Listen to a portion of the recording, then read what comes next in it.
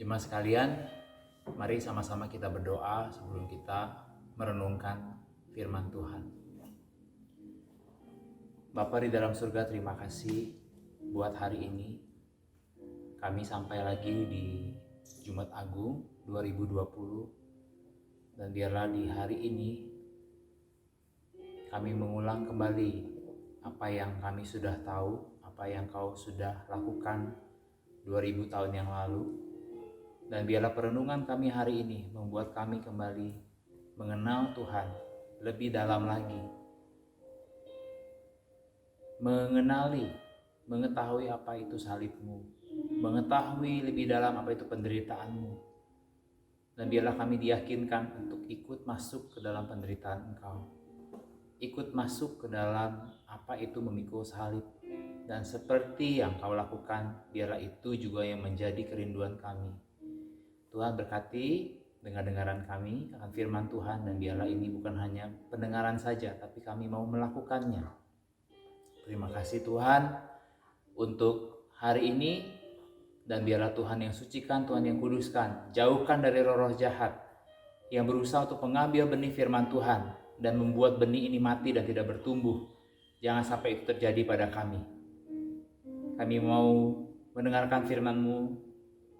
Berbicaralah Tuhan, kami siap untuk mendengarkan. Dalam nama Tuhan Yesus Kristus kami berdoa. Amin. Bapak Ibu sekalian, kita sampai di hari Jumat Agung. Meskipun kita ibadah di rumah, tapi satu hal, rohnya adalah satu. Gereja disatukan dalam roh Allah. Jadi meskipun kita berbeda tempat, tapi rohnya satu. Makanya sekarang terus kita connect sama Tuhan. Jangan sampai fokus kita diambil. Saya ingin mulai dengan sebuah ayat. 2 Korintus 5 ayat 21. 2 Korintus 5 ayat 21. Dia yang tidak mengenal dosa telah dibuatnya menjadi dosa karena kita, supaya dalam Dia kita dibenarkan oleh Allah. Kita tahu cara Yesus memberikan keselamatan buat manusia adalah dengan mati. Ada yang mengatakan ini adalah cara yang aneh, ini adalah cara yang omong kosong, cara yang bohong, cuma sandiwara, di mana dalam 33,5 tahun Yesus ada di bumi ini, yang puncaknya di Golgota, itu cuma skenario, dan itu cuma skrip yang dibuat oleh Allah supaya Yesus hanya mengikuti saja alurnya. Skripnya udah dibuat.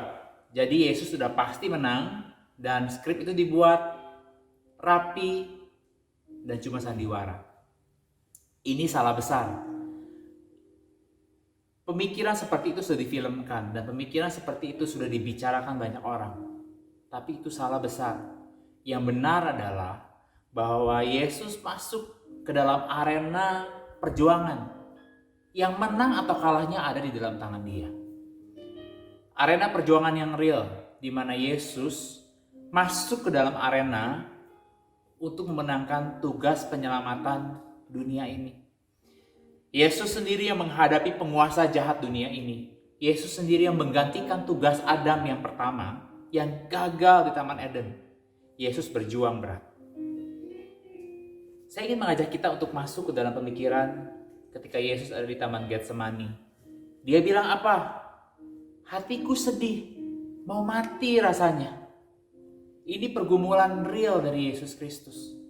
Saya ingin ajak kita baca Ibrani 2 ayat 17 dan 18. Itulah sebabnya, maka dalam segala hal ia harus disamakan dengan saudara-saudaranya, supaya ia menjadi imam besar yang menaruh belas kasihan dan yang setia kepada Allah untuk mendamaikan dosa seluruh bangsa.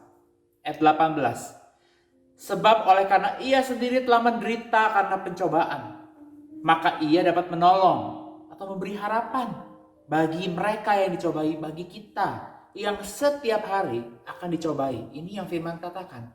Setiap hari si iblis akan berusaha mengambil benih firman dari kita. Si iblis akan berusaha memberikan keraguan. Masa sih? Perasaan sedih, gentar, frustasi, sampai depresi, sampai dikatakan peluh-peluh dari Yesus bertetesan seperti darah. Ini fakta. Ini bukan drama. Kalau ini drama gak akan ada dikatakan Yesus sedih sampai mau mati. Yesus sendiri dicobai. Dicobai untuk apa? Saya ingin ajak kita lihat. Sebelumnya saya ingin katakan bahwa Yesus adalah 100% Allah, tapi dia adalah 100% manusia. Anda setuju? Firman mengatakan ini. Dalam kemanusiaannya yang 100%, banyak penafsir mengatakan seperti ini. Yesus memiliki pilihan untuk merespon cobaan. Yesus memiliki pilihan. Cobaan apa? Cobaan untuk tidak setia kepada panggilan Allah dan give up. Menyerah. Yesus bisa memilih untuk meninggalkan tugasnya sebagai Mesias. Tapi spekulasi ini dipatahkan. Spekulasi ini digagalkan. Kenapa? Karena Yesus sudah mengatakan dia datang ke dunia ini atas kehendaknya sendiri. Karena ia mengasihi Bapa dan karena dia dan Bapa adalah satu.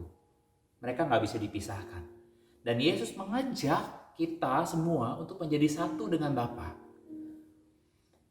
Pada saat Kristus datang ke dunia, satu kata yang penting adalah Yesus mengosongkan dirinya. Dia melepaskan status kealahannya dan mengambil status yang bukan hanya antropos atau manusia. Yesus melepaskan statusnya dan mengambil status seorang hamba. Filipi 2 ayat 7 bilang gini. Melainkan Yesus telah mengosongkan dirinya sendiri dan mengambil rupa seorang hamba dan menjadi sama dengan manusia. Apa itu mengosongkan diri? Mengosongkan diri dalam bahasa aslinya adalah kenoo. Ya, kenoo artinya to empty, to deprive of force. Tidak punya lagi kuasa atau kekuatan. Yesus mengosongkan dirinya sampai kosong. Dan dia mengambil rupa, nah ini yang unik. Kata mengambil rupa, kata bahasa aslinya adalah lambano. Lambano ini adalah apa? Dia melepaskan pakaiannya dan dia mengenakan yang baru. Nah, dia melepaskan apa? Dia melepaskan kealahannya, pengakuannya, dia melepaskan pembelaan dirinya, dan dia mengenakan pakaian yang baru adalah pakaian seorang budak. Maksudnya apa? Budak itu kata aslinya adalah doulos. Bukan hamba ya, bukan membantu, tapi ini adalah budak. Doulos. Doulos itu artinya apa? The one who give himself up. Give himself up wholly to another's will. Atau seseorang yang menyerahkan dirinya untuk melakukan kehendak orang lain. Dan yang menarik di sini kata kenoo, ya, yang tadi mengosongkan diri dan mengambil rupa adalah kata kerja. Jadi di sini Yesus dikatakan oleh firman Tuhan, dia mengerjakan, bukan digariskan dan memang harus mengikuti perannya, bukan. Tapi Yesus memiliki pilihan untuk mengerjakan kata kerja ini. Mengosongkan diri ini berarti dia benar-benar memutuskan. Ingat yang saya bilang dulu, apa itu keputusan? Ada yang diputus. Ada banyak pilihan, tapi ini yang diambil. Dan yang Yesus ambil adalah keputusan untuk melepaskan kemuliaannya, kedudukannya, kekayaannya, segala haknya sebagai Allah. Dan dia mengenakan status budak. Apa itu status budak? Penderitaan, kesalahpahaman, perlakuan buruk, kebencian, bahkan kematian disalib. Yang pada zaman itu dikatakan kematian paling terkutuk untuk narapidana yang paling jahat. Ketika di Getsemani Yesus berkata, kalau boleh cawan ini lalu daripadaku. Maksudnya apa? Sebagai manusia, ingat Yesus adalah 100% manusia. Ketika kecil dia jatuh, dia berdarah. Ketika dia mengalami udara dingin, dia gemetar. Yesus menjalani kehidupan dagingnya. Sebagai manusia dia takut, sakit. Dia resisten sama penderitaan. Yesus bilang begini, kalau boleh aku tidak minum cawan penderitaan itu. Tapi dia mengakhirinya dengan kemenangan. Yesus berkata begini, bukan kehendakku yang jadi, tapi kehendakmu yang jadi. Bapak Ibu, di sini tersirat pesan yang jelas. Yesus bilang begini, kalau aku menang, kalian juga harus menang. Kalau aku menang, kalian semua pasti bisa menang. Yohanes 10 ayat 18 bilang gini, tidak ada seorang pun yang mengambilnya daripadaku, melainkan aku memberikannya menurut kehendakku sendiri. Aku berkuasa memberikannya, dan aku berkuasa untuk mengambilnya kembali. Inilah tugas yang kuterima dari Bapakku. This is why the fathers love me, because I freely lay down my life. And so I'm free to take it, I'm free. Free will. Ini menarik sekali. Kalau Anda baca di sini, aku berkuasa memberikannya. Kristus berkuasa untuk mengambilnya kembali. Dia berkuasa. Kata berkuasa di sini, ya ini adalah kata selanjutnya yang saya ingin ajak kita merenungkan. Ini yang Yesus ucapkan. Kata berkuasa ini, kata aslinya adalah exousia. Exousia bicara mengenai kuasa, hak asasi, hak yang kita nggak bisa ambil dari seseorang. Itu adalah hak asasi manusia, nggak bisa diganggu-gugat. Yesus punya hak untuk tidak memberi dirinya mati di kayu salib. Dia bisa bilang no. Itulah kenapa Yesus berkata, jika boleh cawan ini lalu daripadaku. Kenapa? Karena dia berhak untuk menolak. Ingat, ini bukan skenario. Yesus memilih salib, dan itu keputusannya. Yesus memilih salib. Saya ingin ajak kita melihat fakta. Ya, di sini fakta berkata, waktu itu tentara Romawi pergi ke Taman Getsemani. Mereka mau tangkap Yesus. Mereka bawa pedang, mereka bawa pentung, mereka datang satu pasukan. Dan Yesus menjawab begini, hai tentara Romawi, masukin itu pedang, masukin ke dalam sarungnya. Sebab barang siapa menggunakan pedang, akan binasa oleh pedang. Hei prajurit, atau kau sangka bahwa aku tidak dapat berseru kepada Bapakku, supaya ia segera mengirim lebih dari 12 pasukan malaikat membantu aku. Ini ditulis dalam malaikat, di dalam Alkitab. Kau sangka aku gak bisa membela diriku? Aku bisa minta Bapa mengirimkan 12 pasukan. Pada saat itu, satu pasukan Romawi itu 6.000 orang jumlahnya. Jadi kalau pasukan Romawi maju satu pasukan, itu berarti 6.000 pasukan yang maju. 6.000 orang terpilih. Jadi kalau 12 pasukan berarti 72.000 orang. 72.000 malaikat, akan turun untuk membela dia. Ini kasih lihat kita bahwa Yesus adalah manusia. Dia bisa saja terhindar dari kematiannya dan dia punya kuasa. Tapi Yesus tidak mendatangkan malaikat dari sorga. Seperti lagu yang tadi kita nyanyikan. Ribuan malaikat. Bukankah dia dapat memanggil ribuan malaikat untuk melepaskan dia? Tapi Yesus tidak melakukannya. Dia rela untuk mati. Buat kamu dan buat saya. Yesus memberikan nyawanya atas kehendaknya sendiri. Dan Bapa tidak memaksa. Di sini kita belajar sesuatu. Poin pertama, yaitu cara yang aneh. Cara yang aneh. Allah berikan kita semua exousia. Allah berikan hak untuk membela.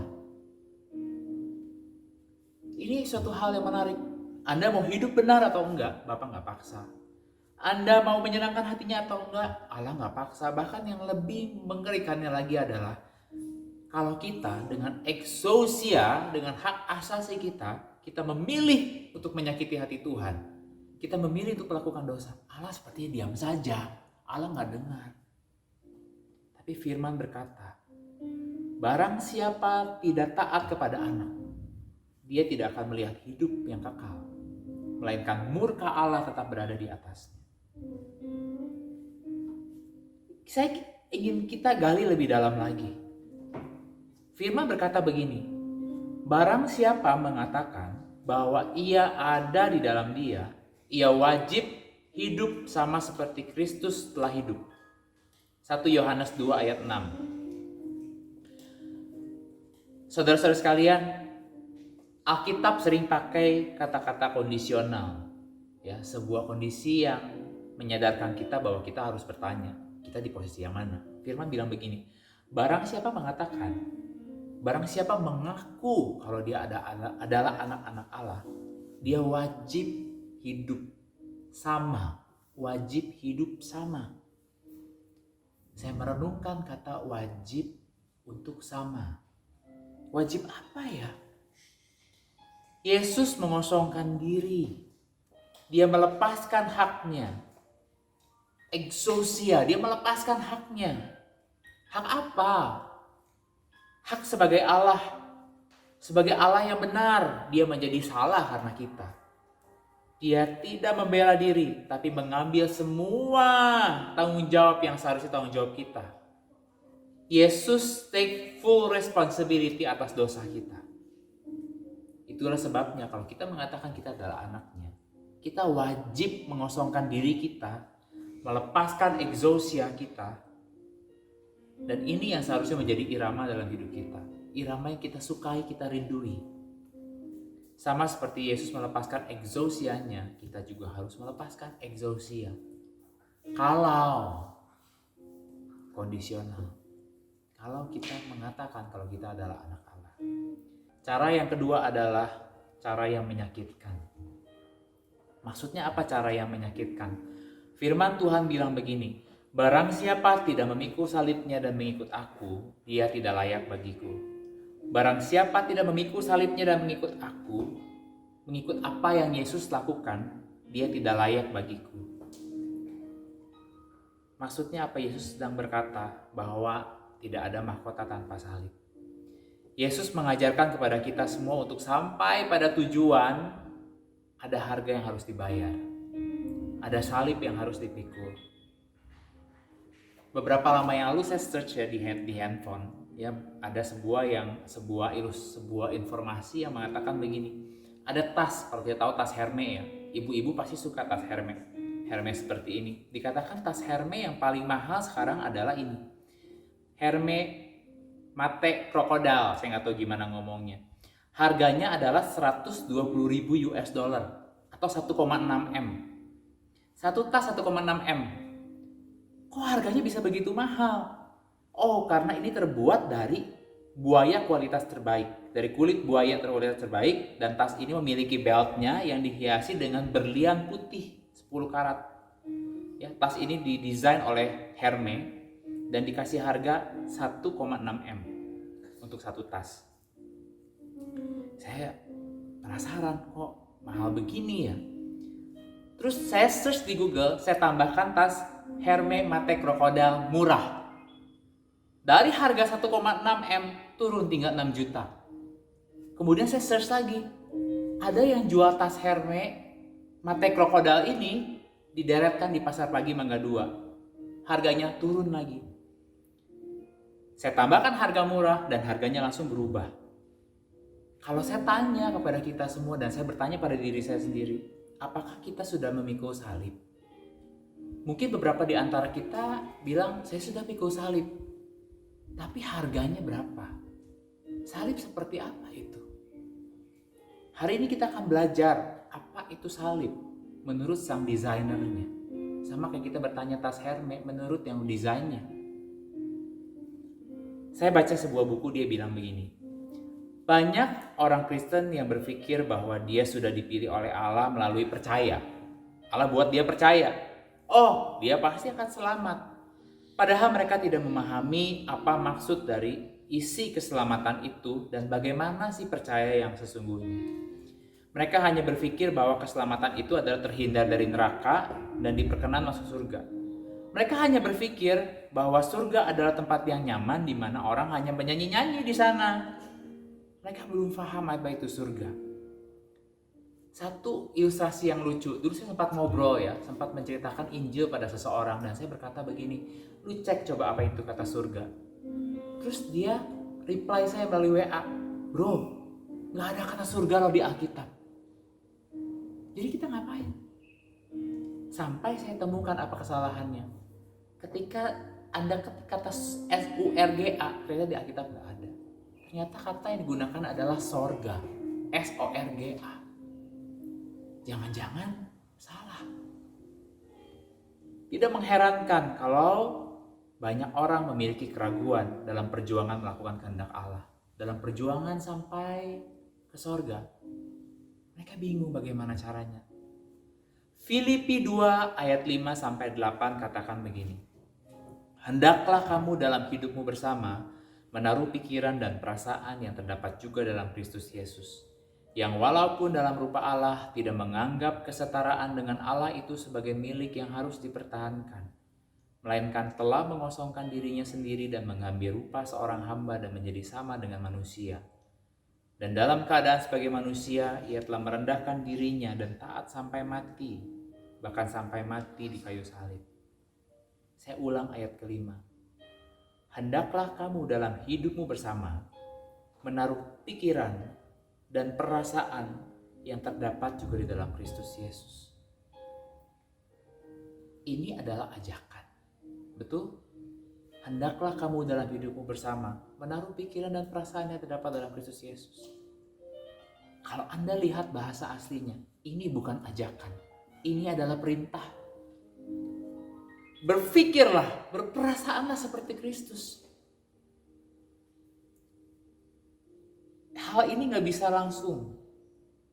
Memikirkan perasaan seperti Kristus, mengendalikan pikirannya seperti Kristus, ini gak bisa langsung. Pikiran adalah pusat kemudi. Pikiran adalah pusat kemudi kehidupan seseorang. Dan adalah tanggung jawab seseorang untuk setir, karena kemudi di tangan dia. Saya pernah dengar seorang berdoa begini, Tuhan, Kau tahu dalam kehidupan saya banyak hal yang Kau gak suka. Tuhan ambillah. Tapi dia tidak bergumul. Dia hanya berdoa minta tolong Tuhan ambil. Sama seperti seorang yang mengatakan kepada gurunya, Bu guru, saya gak ngerti hal ini. Bu guru, taruhlah pengertian itu dalam pikiran saya. Tidak bisa begitu. Si anak harus belajar. Dia harus ditempa, dia harus berjuang. Rasul Paulus di sini memperingatkan agar kita memiliki perasaan Kristus dan melepaskan hak kita, exousia kita. Melepaskan exousia kita, melepaskan hak kita. Apakah kita harus jadi miskin?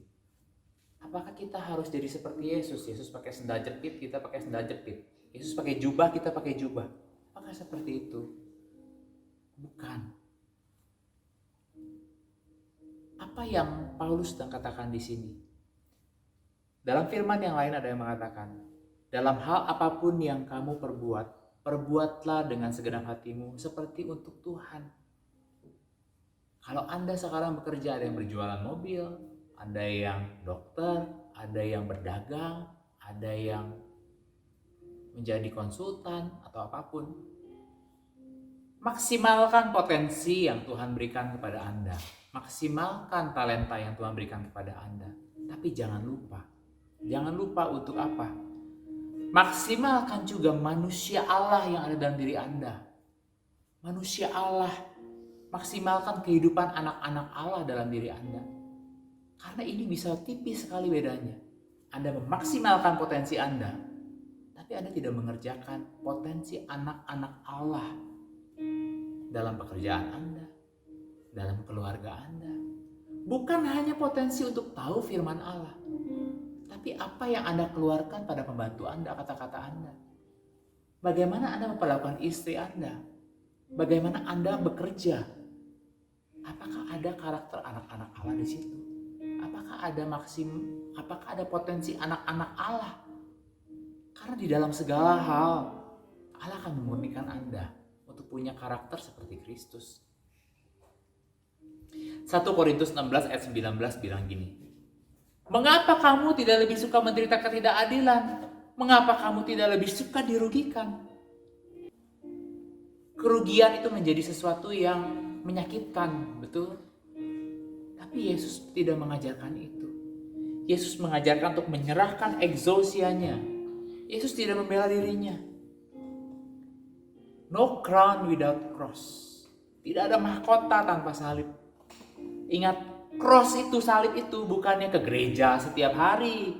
Salib itu bukannya persembahan sebanyak-banyaknya. Salib itu bukannya melakukan hal-hal yang baik. Ya, itu baik. Tapi ada satu hal yang lebih penting. Maksimalkan potensi anak-anak Allah dalam diri Anda. Kalau Anda adalah anak-anak Allah, Anda akan melakukan hal-hal yang baik. Tapi Anda akan lakukan juga hal-hal ini. Implikasinya adalah serahkan hak, menundukkan pikiran untuk menyerahkan hak kita. Serahkan hakmu untuk memperoleh hakmu. Sama seperti Yesus menyerahkan haknya dan dia memperoleh kebangkitan. Saya bukan berkata saya sudah sempurna. Tapi saya juga sedang dalam perjalanan ini. Saya sedang dalam perjalanan untuk menyerahkan hak saya, exousia saya untuk saya dipakai. Ayo, saya mengajak Anda sekalian. Ayo, mari bersama-sama melepaskan exousia. Matius 5 ayat 11 berkata begini. Berbahagialah kamu jika karena aku kamu dicela dan dianiaya dan kepadamu difitnahkan segala yang jahat. Bersukacitalah dan bergembiralah karena upahmu besar di sorga. Sebab dengan demikian juga telah dianiaya nabi-nabi yang sebelum kamu. Lukas 6 ayat 27-29 berkata, tetapi kepada kamu yang mendengarkan aku berkata, kasihilah musuhmu, berbuatlah baik kepada orang yang membenci kamu. Mintalah berkat bagi orang yang mengutuk kamu. Berdoalah bagi orang yang mencaci kamu. Barang siapa menampar pipimu yang satu, berikan juga pipimu yang lain. Barang siapa mengambil jubahmu, biarkan ia mengambil bajumu. Matius 5 ayat 44 mengatakan, kasihilah musuhmu dan berdoalah bagi mereka yang menganiaya kamu. Karena dengan demikianlah kamu menjadi anak-anak Bapamu yang di sorga, yang menerbitkan matahari bagi orang yang jahat dan orang yang baik, dan menurunkan hujan bagi orang yang benar dan orang yang tidak benar. Apabila kamu mengasihi orang yang mengasihi kamu, apakah upahmu? Bukankah pemungut cukai juga demikian? Tapi apabila kamu hanya memberi salam kepada saudara-saudaramu saja, apakah lebihnya itu daripada perbuatan orang lain? Bukankah orang yang tidak mengenal Allah pun berbuat demikian? Menyakitkan. Tapi kalau ini adalah cara Kristus, dia melepaskan haknya, dia tidak membela dirinya. Dia diam ketika dia difitnah. Kenapa kita harus membela diri? Ya, kita bisa mengatakan kebenaran, tapi tidak usah kita membela diri. Hati yang panas dikatakan oleh Alkitab. Menyakitkan memang, tapi kita harus ikuti cara ini. Hal yang ketiga adalah cara yang mematikan. Mematikan apa? Mematikan itu bukan membunuh diri. Bukan membunuh diri, tetapi mematikan pikiran. Menundukkan pikiran sampai mati, sampai habis.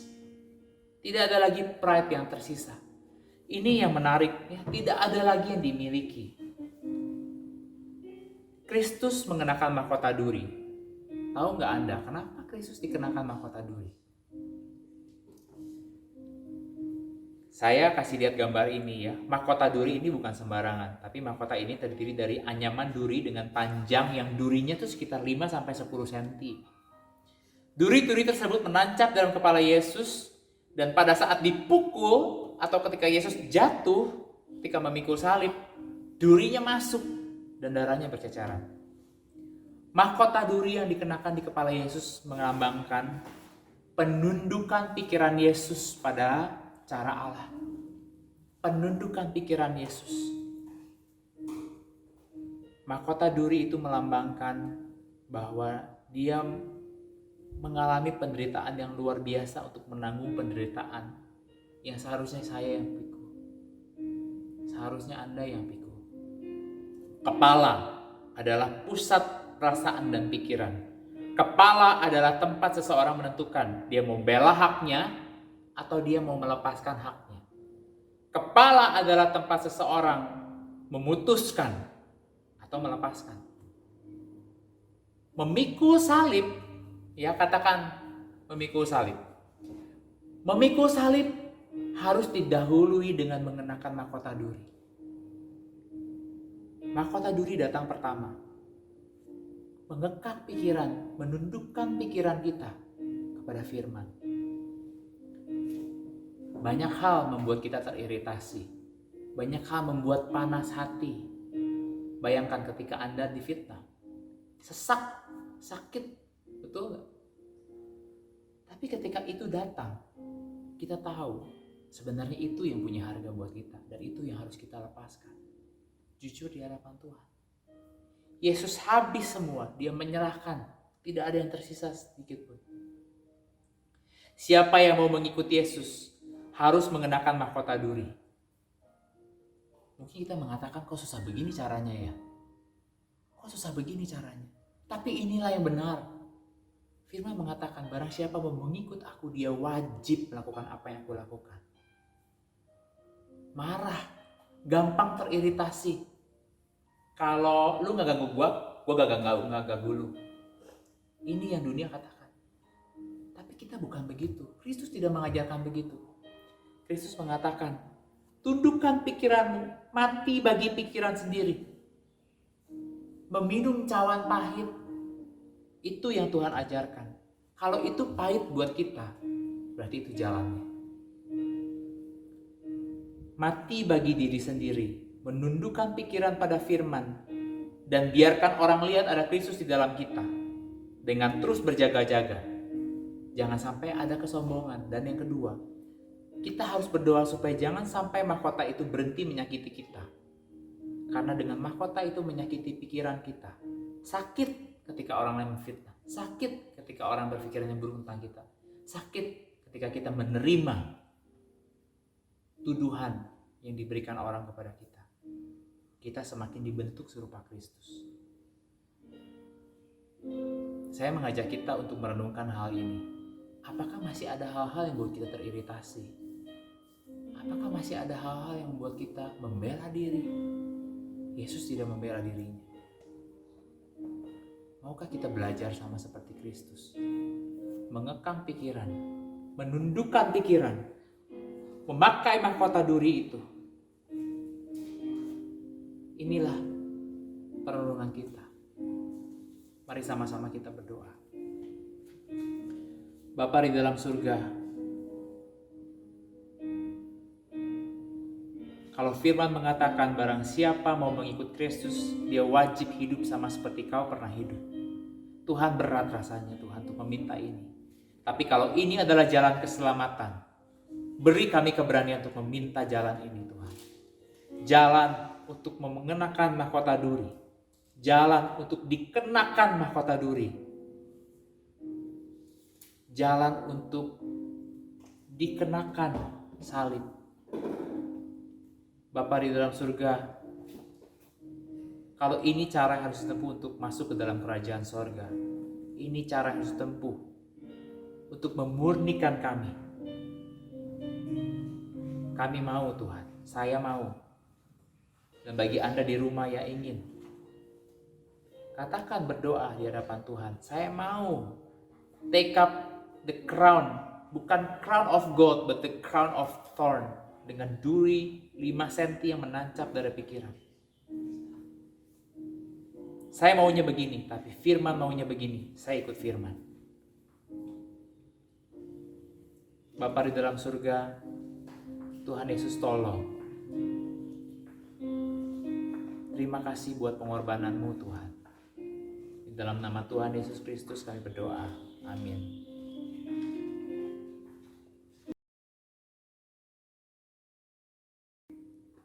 Puji Tuhan, kini saatnya kita akan masuk dalam sebuah acara yang begitu sakral, yaitu perjamuan kudus Tuhan. Pasti hari ini kita merasakan sesuatu yang berbeda.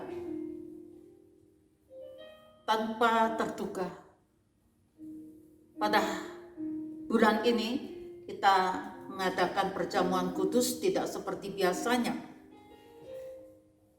Namun, dialah tidak mengurangi sedikit pun makna dari memperingati hari kesengsaraan Tuhan Yesus di kayu salib. Meskipun kita tidak bisa bersama-sama di gereja Tuhan untuk berkumpul, untuk memperingatinya, merenungkan, melakukan perjamuan kudus secara kebersamaan untuk mengenang bagaimana kasih Tuhan Yesus telah dicurahkan di atas kayu salib. Timbul sebuah pertanyaan. Mengapa Tuhan Yesus harus turun dari surga? Karena rasanya sungguh berbeda sekali. Tuhan Yesus dari surga, sebuah tempat dengan ketidakterbatasan. Namun ia harus turun ke dunia yang dalam keterbatasan ini. Menghampiri kita yang lemah, yang tidak berdaya.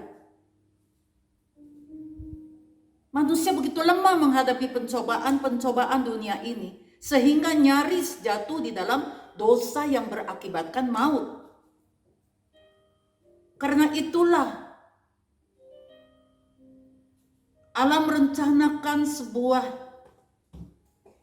proses keselamatan yang hanya bisa dilakukan melewati kematian anaknya di atas salib. Karena ketidaksanggupan manusia justru itu adalah awal daripada karya Tuhan bagi kita. Saat ini kita di hadapan Tuhan, kita akan memperingati bagaimana Yesus Kristus disengsarakan oleh karena segala perbuatan kita manusia yang berdosa. Karena bagi pribadi Kristus sendiri, dia hanya mentaati kehendak daripada Bapa surga. Tadi sudah dikhotbahkan oleh Bapak Penginjil Simpson.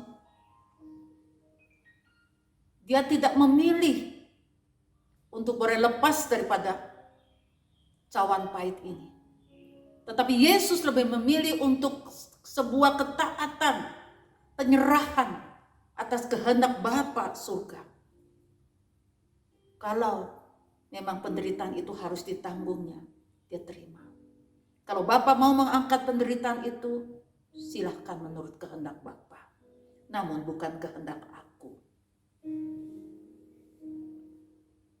Marilah saudara-saudariku, kita akan masuk di dalam perjamuan kudus sekalipun pada saat ini kita tidak menerima secara seperti biasa.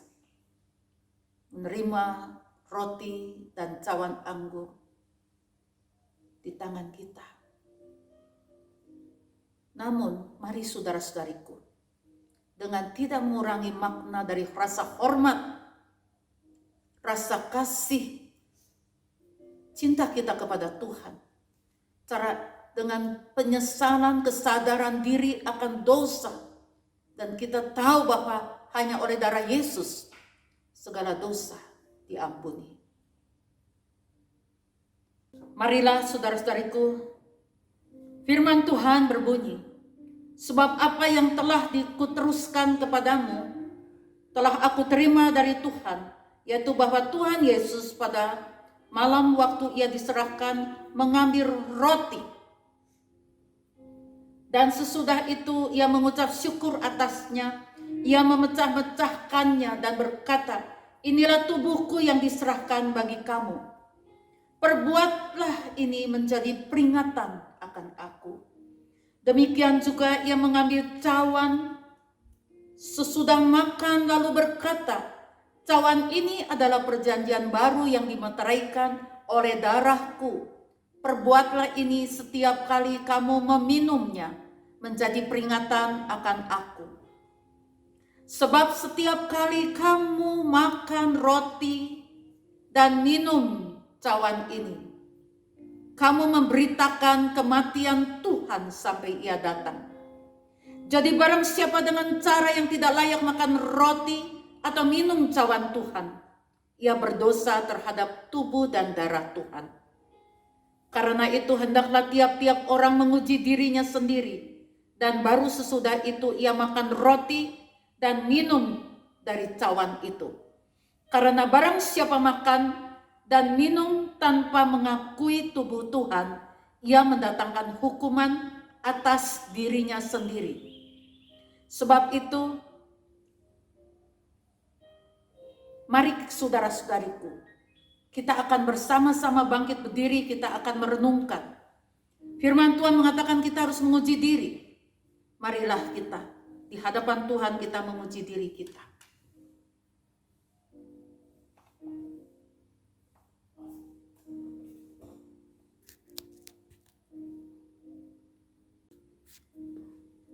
Inilah tubuh Kristus yang telah dipecah-pecahkan oleh karena dosa. Mari kita akan menerimanya.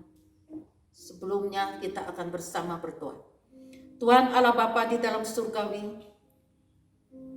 kiranya saat ini membawa kami kembali mengingat sebuah kisah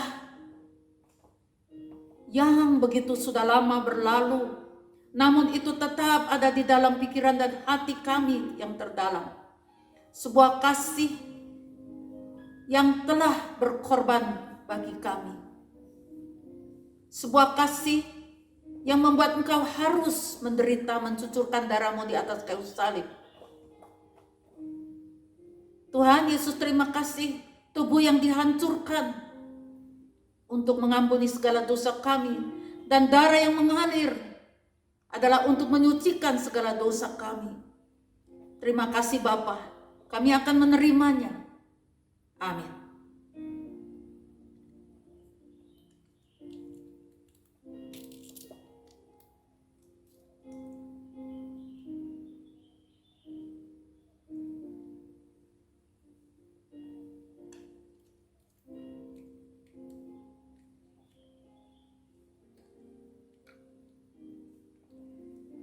Bapa kami yang di dalam surgawi, kami bersyukur bila pada hari ini kami boleh mengadakan peringatan Jumat Agung di hadirat-Mu ini Tuhan.